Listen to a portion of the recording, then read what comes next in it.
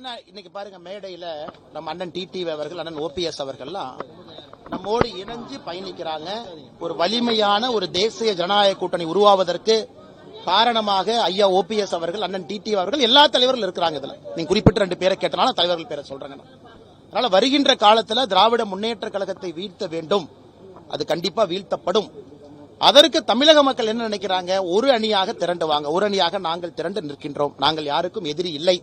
அதனால்தான் ஏற்கனவே சொல்லியிருக்காங்கன்னா, தேசிய ஜனநாயக கூட்டணியில எந்த ஒரு கட்சியும் எந்த ஒரு தலைவரும் தாராளமா வரலாம், திமுகவை வீழ்த்த வேண்டும் என்று நினைத்தால்.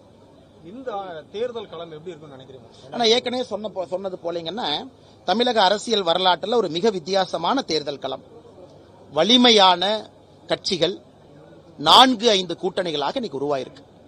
திமுக தலைமையிலான கூட்டணி, அதிமுக தலைமையிலான கூட்டணி, பாஜக தலைமையிலான தேசிய ஜனநாயக கூட்டணி, அண்ணன் சீமான் அவர்கள், அண்ணன் விஜய் அவர்கள். இன்னைக்கு 5 முனை போட்டி. இந்தியாவில் எங்கேயுமே 5 முனை போட்டியை நாம யாரும் பார்த்தது கிடையாது. எல்லாரும் வலிமையானவங்க தான்.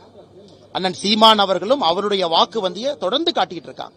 அது இடைத்தேர்தலாக இருந்தாலும் சரி, பாராளுமன்ற தேர்தலாக இருந்தாலும் சரி, சீமான் அண்ணன் தயாரா இருக்கிறாங்க. அதே போல அண்ணன் விஜய் அவர்கள் புதிதா வந்திருக்கிறாங்க. அவர்களும் நாங்களும் இன்னைக்கு பெருசா இருக்கிறோம் அப்படின்னு தொடர்ந்து பேசுறாங்க. 5 முனை போட்டி தமிழகத்துக்கு நல்லதா? எனக்கு தெரியாது. பத்திரிகை நண்பர்கள், பொதுமக்கள் நீங்க சொல்லணும். 5 முனை 3 முனையாக மாற வாய்ப்பு இருக்கா? எனக்கு தெரியாதுங்கண்ணா. அடுத்த 8 மாத காலத்துல இந்த 5 முனை எப்படி போகுது நம்ம பாப்போங்கண்ணா. அண்ணா நீங்க பாத்தீங்களா ஸ்டேஜ்ல எல்லா அலையன்ஸ் தலைவர்களும் ஸ்டேஜில் இருந்தாங்க. எல்லாரும் இருந்தாங்க. பாரதிய ஜனதா கட்சியினுடைய இஸ்லாமிய சொந்தங்களுக்கு நோன்பு திறப்பு விழா, தேசிய ஜனநாயக கூட்டணி எவ்வளவு பிரம்மாண்டமான நிகழ்வு நீங்க பாத்தீங்க.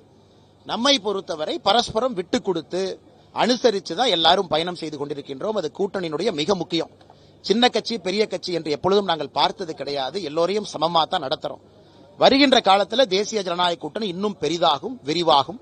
ஒரே நோக்கம் என்னன்னா, திராவிட முன்னேற்ற கழகத்தை வீழ்த்த வேண்டும். ஓகேவா?